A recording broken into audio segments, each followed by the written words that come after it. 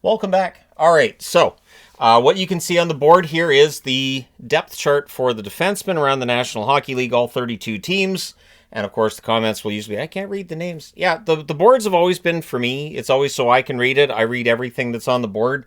I think my favorite, too, is when I see the comments of, well, he does that so people have to watch the whole video. Are there a lot of people that don't watch entire videos? Because I generally, if I load up a video, like last night, the good people Red Letter Media, a video that's almost 2 hours. I watched the whole thing. I don't skip to the end. I find that weird. So yeah, I do design my videos so that people will watch them. Weird, right?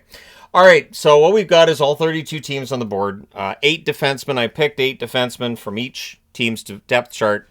And so if a defenseman's not on the board, I don't see them as being in the top 8. It doesn't mean they're not going to play. And with those names that people bring up, very often my reaction is, that's not a difference maker. That's not a player that's going to make a big difference. So if they're not necessarily on the depth chart, I don't think it's a huge deal, because what decides if a team does or doesn't get to the playoffs is usually your top 4 defensemen, top 6 forwards, and goaltending. So, with defense, we're going to go from Anaheim through Winnipeg. We're all clear? Good. Anaheim, the one thing with Anaheim's blue line is there's a lot of youth on this blue line, so youth does tend to make mistakes. You've got Lacombe. Now, down here, we've got 4 different asterisks. In pink is top 32 in points. In purple is top 32 in ice time amongst defensemen. Top 32 in hits are in green, and top 32 in block shots are in blue. And with Lacombe, he's top 32 in points this past season, and I think the best is still yet to come for him. And when you look at this depth chart, Lacombe's probably going to get a ton of ice time on the power play. If that power play gets better, he could get better points-wise. Radko Gudas and Jacob Trouba both top 32 in hits and blocked shots. That won't surprise anybody. You've got Minchukov, Zellweger, Hellison, Luno, and more. So it is a youthful blue line for the Anaheim Ducks, but there's a lot of talent there. So maybe Minchukov has a big breakthrough here. Boston, you've got Lindholm and McAvoy. Of course, the key is they have to stay healthy. If they miss time, you start dipping into this depth chart pretty quickly, and things thin out. You've got Zadorov. Zadorov's got the green, so that's top 32 in hits. McAvoy, purple. Top 32 in average ice time amongst defensemen. Yoki Haru rounds out the likely top 4. Then you got Lowry, you got Peak. They've added Jordan Harris and Victor Soderstrom. So Soderstrom likely not in the lineup for opening night, at least not one of the 6 defensemen that they'd play. But adding Soderstrom gives them some decent depth on the blue line, which, as I've said, they may have to dip into here and there, because the blue line's had some issues with staying healthy, which is kind of standard around the National Hockey League, isn't it? You kind of have to have at least 8 or 9 NHL-ready defensemen every single year, because you're going to go through injuries. Sometimes they're all together. Buffalo. So a lot is said about Buffalo. I think their defense is pretty good. You've got Dahlin, top 32 in points and ice time.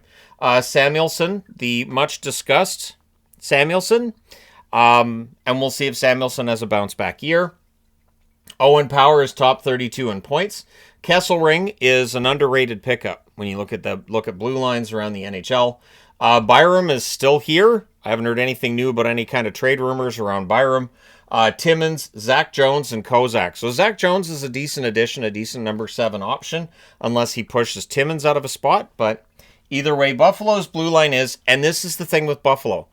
Buffalo's forward group is good. Their defense is good. Their goaltending, I think, is good as well. But they don't have anything on their team that screams playoffs. Just, that's good. It'd be around 500, maybe 86 points kind of thing. So, but we'll see if Byram's still there by the end of the year, or if something changes on that blue line. There is that little bit of depth there, that maybe they make a move. Calgary. So, of course, with Calgary, Rasmus Anderson may be on his way out. Anderson, top 32, both in ice time as well as blocked shots. So, yeah, not too bad of a season for Anderson this past year.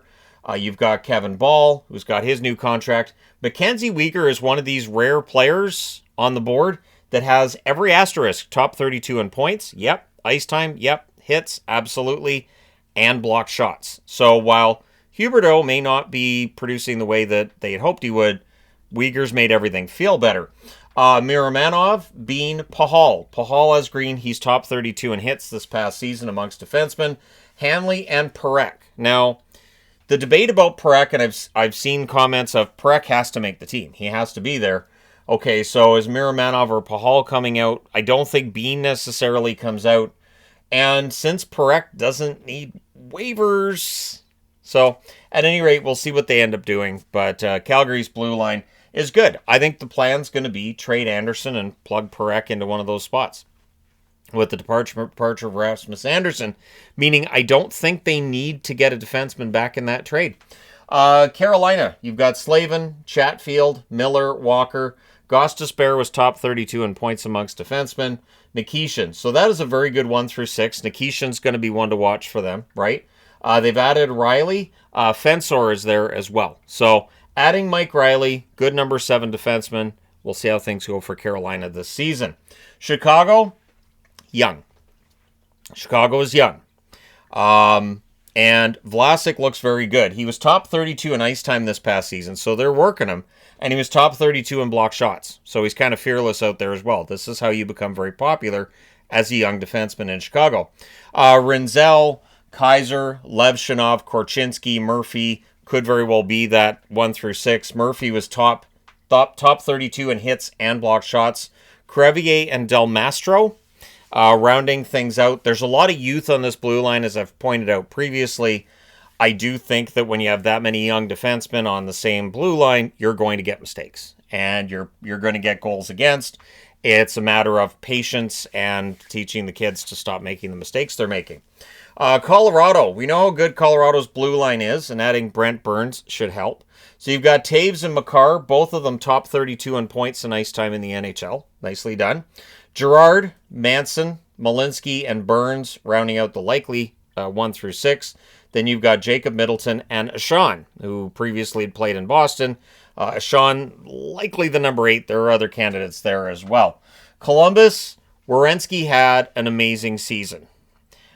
He is, much like Taves and Makar over here, he has got asterisks for top 32 in points and ice time. The thing is that for Werenski, I mean, Taves can play with Makar. Makar plays with Taves. They can play really well together. I don't know that Colorado has a defenseman that could be like Devon Taves is, right? So you've got Werenski, you've got Fabro. Fabro has that potential. And then you got Matejchuk. Matejchuk could very well end up seeing a jump in his points this year. That's going to be interesting to see. Then you got Provorov. Provorov was top 32 in ice time amongst NHL defensemen. Severson, Goodbranson, Christensen, and Mayo rounding things out. So Dyson Mayo, defenseman that I liked in Arizona. We'll see if he earns himself some ice time at some point with the Columbus Blue Jackets this season. I think it's a good blue line for Columbus. And anybody, I'm sure Colorado fans, like, you didn't talk much about us. It's a really good, solid blue line in Colorado. There really isn't much to talk about. Whereas Columbus, kind of in the same position, honestly, while Goodbranson's contract's one that's been much talked about, they're not in any kind of cap trouble, and this is a pretty good blue line from 1 through 6. Dallas. So Dallas expected to be a contender. I do have some concerns on the blue line, just tiny ones. Just probably because I root for them and I'd like to see them do well. Lindell was top 32 in block shots. Heiskanen, top 32 in ice time. Would have been top 32 in points if he'd played the whole season, of course. Harley was top 32 both in points and ice time. Harley came into his own this year. Really, really like Harley. Lyubushkin, does he still end up in that top 4, or does Bischel somehow end up getting more minutes? Bischel was actually top 30 and top 32, I should say, in hits amongst defensemen this past season. Very physical, big defenseman. And then Lundqvist. Petrovic is still here as well. And Kolyachonok, a defenseman that I'd like to see them work into the lineup somehow. But there's some really good depth here in Dallas. I like their blue line quite a bit. The two-headed monster that is Heiskanen and Harley. It's hard to find a counter for that. Then you get Detroit. Edvinsson was actually top 32 in block shots this past season, so good for him. Then you've got Seider, who was top 32 in all 4 categories. So like Weegar, Seider, top 32 in all 4 categories. Nicely done by Maurice Seider. Sherratt, top 32 in hits. Sherratt's contract, I believe, comes to an end this season. You got Johansson, Gustafsson, the recently added Hamonic, Bernard Docker, and Hall. And Hall's contract comes to an end this season as well, I do believe. So those are 2 contracts coming off the books for Detroit next summer. But I do like the blue line that they've got put together here. I think good value addition with Hamonic, who obviously would be familiar with Bernard Docker. So do you play them together at some point this season? And Johansson had a really strong season this past year as well. Then you get to Edmonton. Edmonton's defense gets maligned here and there, but honestly, I think it's a pretty good blue line. You've got Ekholm, you've got Bouchard. Bouchard top 32 in points and ice time. Nurse top 32 in hits. Wallman top 32 both in points and in blocked shots. So Wallman, his numbers are all right. Then you've got Kulak, you've got Emberson. Emberson was top 32 in hits. Stetcher and Josh Brown. Josh Brown's still around. And Edmonton 1 through 8 is still good. And let me just take another look. Yeah, it's the same blue line they had in the Stanley Cup final against Florida. So at the very least, we won't have to worry about them having any issues with familiarity between one another. They should start the season pretty well, but we've said that the last couple of years where they haven't. And they're already addressing questions on that, and we're not even to training camp yet on their capacity for these slow starts. The Florida Panthers, we know how good their blue line is. What's interesting is none of their defensemen were top 32 in points this past season, but everybody was very good. You got Forsling, you've got Ekblad. Ekblad was top 32 in ice time. Seth Jones was top 32 in ice time as well.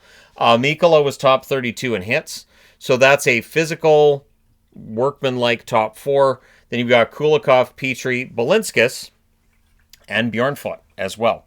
So a lot of depth on the blue line, a lot of hard workers, and you could see Seth Jones kind of revitalized after that trade to Florida from Chicago. So that worked for him, and we'll see how he does with his first full season in Florida, upcoming in 1 month. The LA Kings, Mikey Anderson, top 32 in hits this past season. Drew Doughty was top 32 in ice time. I still like Doughty's game, as people found out over the summer. I still think Doughty's a very good defenseman, but he is getting older, and we'll see if Clark ends up on that top pairing instead. Brant Clark, Edmondson, Dumoulin, Ceci, who was top 32 in terms of block shots this past season, Burrows, and Mo Verara. So when we look at LA's blue line, I do wonder if there is a true number one if Doughty's game does start to fall off. Is Clark going to be the guy? I mean, they traded Spence, so they clearly believe in Clark. It's going to be interesting to see how that all plays out. The Minnesota Wild, you got Middleton, who was top 32 in block shots. He's a Warrior.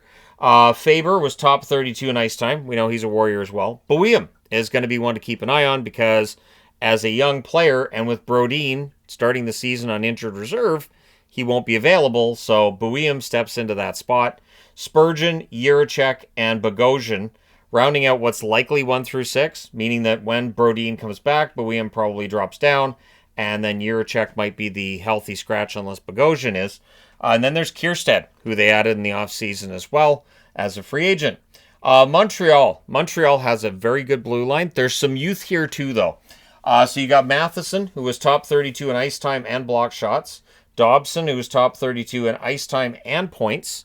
Noah Dobson still had a decent year for the Islanders this past year, just it wasn't as good as this previous season. Then you got Caden Gooley. You got Lane Hudson, top 32 in points for Hudson, of course.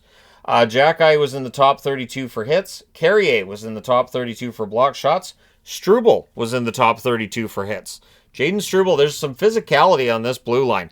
Between Gooley, Jackeye, and Struble, this is a blue line that can handle themselves. And then Reinbacher. Does Reinbacher get to play?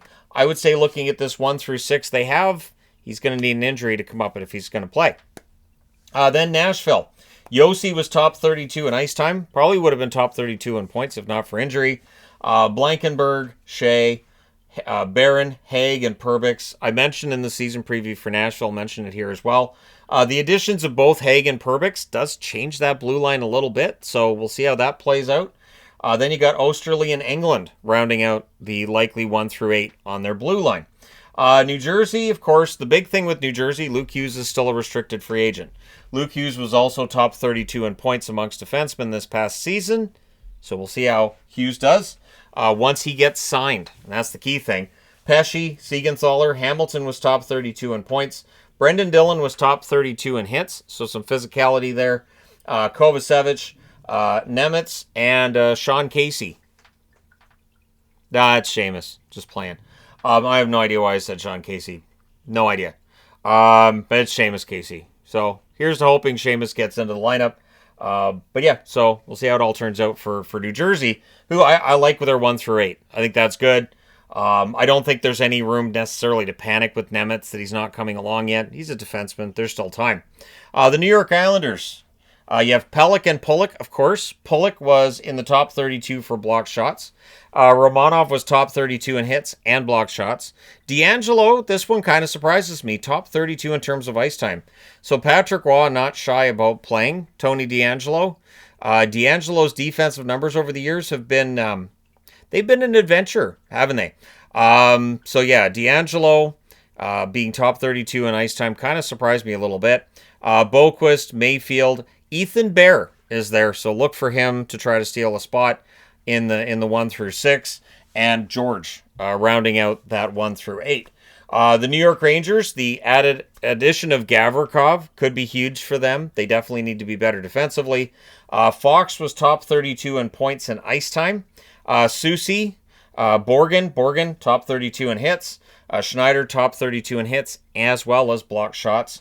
And Morrow, added from the Carolina Hurricanes in that trade that involved Keandre Miller. We'll see how he does in his first year with the Rangers. Vakanainen and Robertson rounding out likely the 1 through 8 for the Rangers. For Ottawa, you got Jake Sanderson. He was top 32 in block shots, points, and ice time. So where are the hits? Man, lazy player. I'm kidding. Zub, and then you got Shabbat. Shabbat was top 32 in both points and blocked shots. So not shy about blocking shots. The offensively minded defensemen, both Shabbat and Sanderson. So that gives a good example to the other players on the team. Then you've got Jensen, Clevin, Spence. I love the addition of Spence on the Ottawa blue line. Matt Palo and Yakemchuk. And if Yakemchuk's ready to play, suddenly you've got a bit of a log jam on the blue line for the Ottawa Senators. We'll see. Because we know that young players want to play, so we'll see how that all goes. But Ottawa's blue line has become one of their strengths. And considering where it was some years back, it is impressive how it's been built up. Then you got Philadelphia. Philadelphia's blue line, this could go either way, really, in my opinion. You've got Sealer, top 32 in hits and block shots. Sanheim, top 32 in ice time, as well as block shots. Sanheim had a pretty good year. You've got York, Drysdale. Those two young defensemen could decide how much better Philadelphia is this year. If Drysdale has a really strong year, and who knows, maybe him and Zegras playing and having that good energy between the two of them, maybe it inspires them to play better, and Philadelphia looks like a genius for picking up Zegras. You got Zamula, you got Ristolainen. I'm surprised Ristolainen's still here after all the rumors for all these years. He's still a Flyer. Gilbert and Juleson. Rounding out the depth on the blue line. Noah Juleson can play a bottom 2 role. And we'll see whether or not he ends up doing that for the Flyers this season. Pittsburgh, Graves, Letang. Letang was top 32 in terms of ice time as well as hits.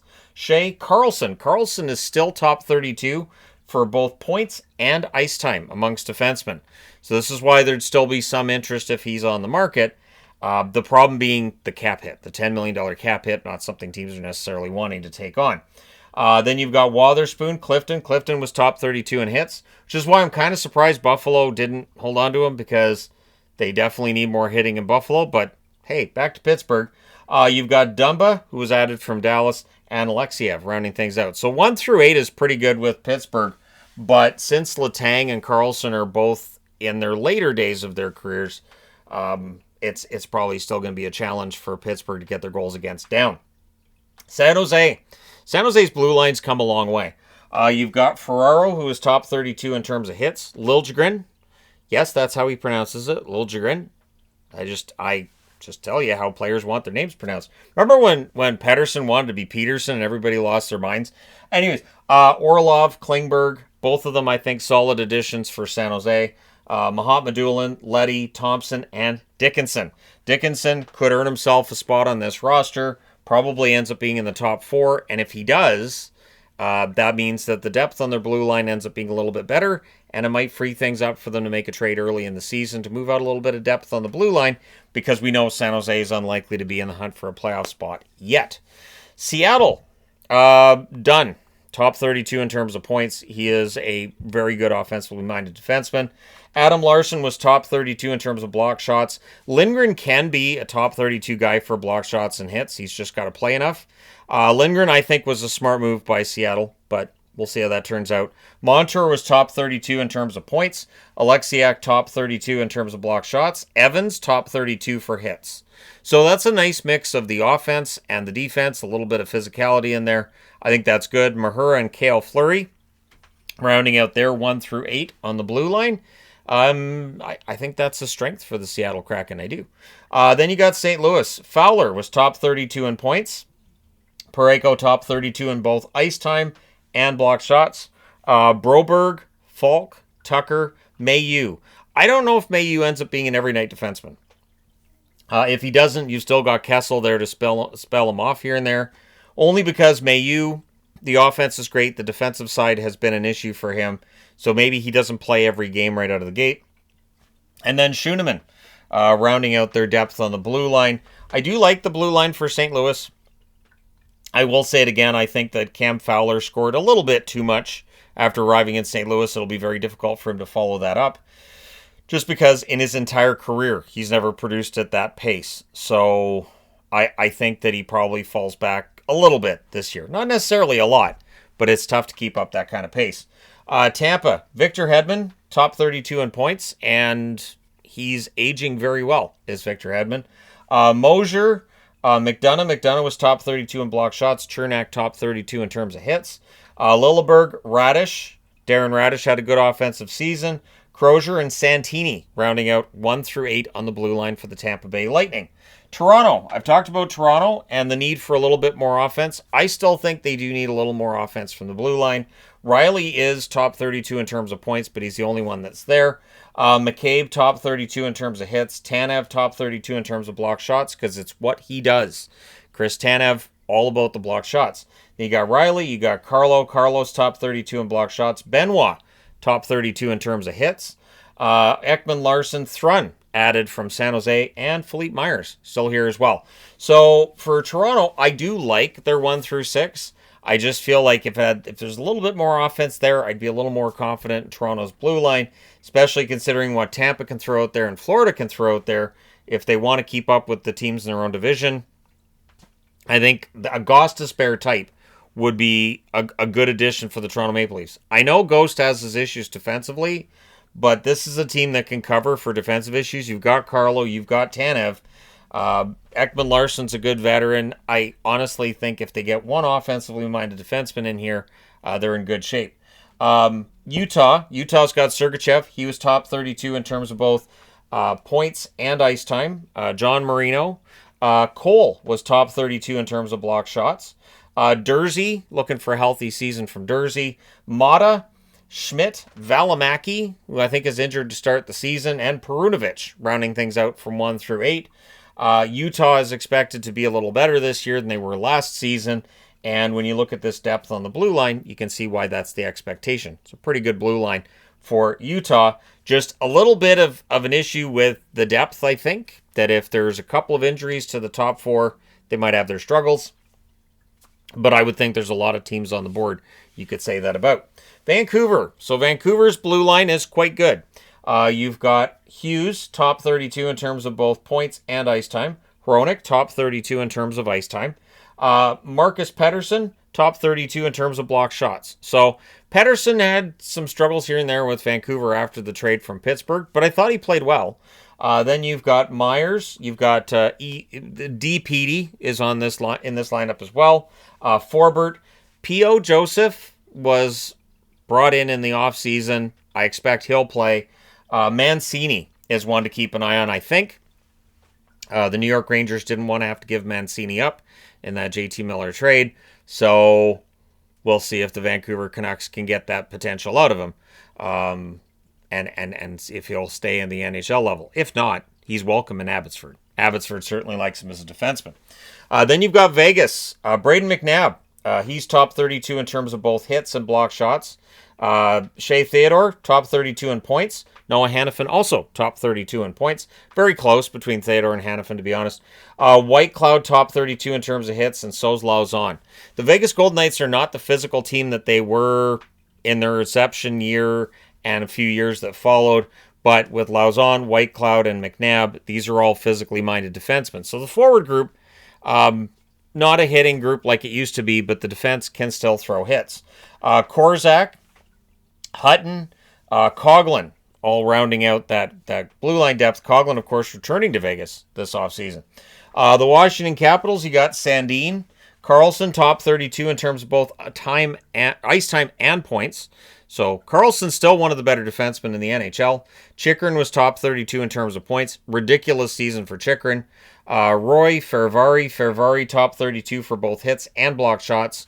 Trevor Van Riemsdyk, top 32 in terms of block shots. So that's nice when your 5th and 6th defensemen are very good at the physical side and at shot blocking. Chisholm and McElrath rounding things out with the 1 through 8 for the Washington Capitals. And then we got Winnipeg. Morrissey, top 32 in terms of both points and ice time. DeMello, top 32 for hits. Sandberg, who's going to be top 32 in points at some time, I think. Pionk was top 32 in terms of points. Hayden Fleury, Luke Shen, top 32 in hits. Colin Miller and Logan Stanley. Stanley's still here, but the 1 through 8 on Winnipeg is pretty good. I was going to rate these. I thought at the end of this, I'll go ahead and try to rate 1 through 32. It's very difficult. I find it more difficult because you're trying to rate 1 through 8, and some teams have a really strong number 1, some teams have a really strong depth, and it just gets a little more difficult for me to argue. So I guess the question that I will give those who are watching this video, which 5 defense groups do you think are the best in the National Hockey League right now? And I'll go ahead and say Florida and Colorado are probably going to be popular picks. Canuck fans will want to say the Canucks have one of the top 5. Man, now I'm putting myself on the spot, aren't I? If I had to pick, I kind of want to give that to Dallas, but Lyubushkin's in that top 4. Kind of more difficult for me to argue that. The Wild have that potential once Brodin's back. And I would say Montreal definitely has some potential there as well. If Hudson builds on what he did last year, and if a lot of the other young defensemen are able to take that next step and commit to their own. But it is tough. Like, you can make the argument for Ottawa. Ottawa has very good top 4 in all likelihood. Yeah, it is difficult. Tampa, very good top 4 there too. But let me know your thoughts. Which top 5? And then, as a bonus, which team do you think needs more on the blue line? Just does not have the defensive depth. People are probably going to pick San Jose. My answer to that would be no. And anybody who wants to say Chicago, be careful. I talked about Chicago and how I felt like if they added one more veteran defenseman, that might be better for the overall defense core. Chicago fans didn't take that well. So be careful. And don't say that Soucy had a good run with the New York Rangers, because Ranger fans aren't having it. And I feel bad for Soucy. There's definitely part of me that kind of feels bad for Soucy that things didn't quite work out over the last couple of years. I still think he's a good defenseman, but there you go. Let me know your thoughts. Hit like and subscribe in the event that you may not have done so already. I thought this was something fun to talk about a month before the season gets started. But let me know your thoughts. Thank you guys so much for all your support. I will talk to you again soon.